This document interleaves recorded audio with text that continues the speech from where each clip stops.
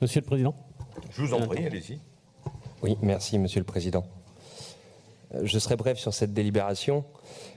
Comme vous le savez certainement, si Bordeaux est donc en passe de devenir la capitale mondiale de l'ESS, on peut dire que la ville de Niort, dont je suis élu, comme Pascal Duforestel qui a été cité à plusieurs reprises, en a été la capitale nationale en 2021 en accueillant le Forum national.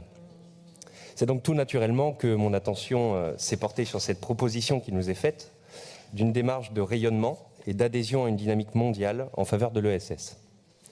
Notre groupe croit en effet profondément aux valeurs humaines, inclusives et durables portées par ce secteur que l'on peut qualifier de complémentaire à ce que l'on peut qualifier aussi d'économie traditionnelle.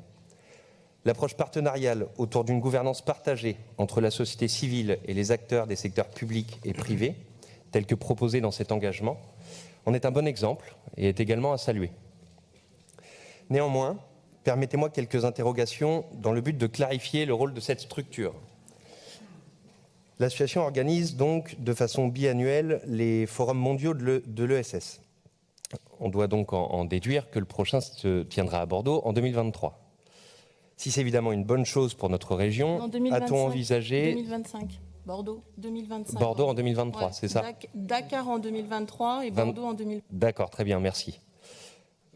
Ma question reste d'actualité. Comment est-ce que cela s'articulera-t-il avec le Forum national que j'ai évoqué en préambule de cette intervention? Les deux ont-ils vocation à coexister ou l'un sera-t-il au service de l'autre? Je souhaite vous entendre là-dessus. Ensuite, vous l'avez souligné, cette délibération n'acte pas seulement la création et l'adhésion à l'association, mais aussi le rôle qu'occupera la région Nouvelle-Aquitaine à la vice-présidence Europe. Et sur ce point, je trouve que la feuille de route est un peu floue. Il semblerait qu'il s'agisse surtout, vous l'avez dit, d'un rôle de développement du réseau. Et nous aimerions ainsi savoir dans quelle mesure cette opportunité peut aussi ruisseler sur la politique menée dans notre région. Vous avez évoqué qu'elle ruissellerait auprès des autres pays, mais va-t-elle ruisseler sur les initiatives locales? Est-ce que dans votre esprit, votre implication dans la gouvernance de cette association permettra de développer le secteur de l'ESS en Nouvelle-Aquitaine? Et le cas échéant, pouvez-vous nous en dire davantage sur vos objectifs?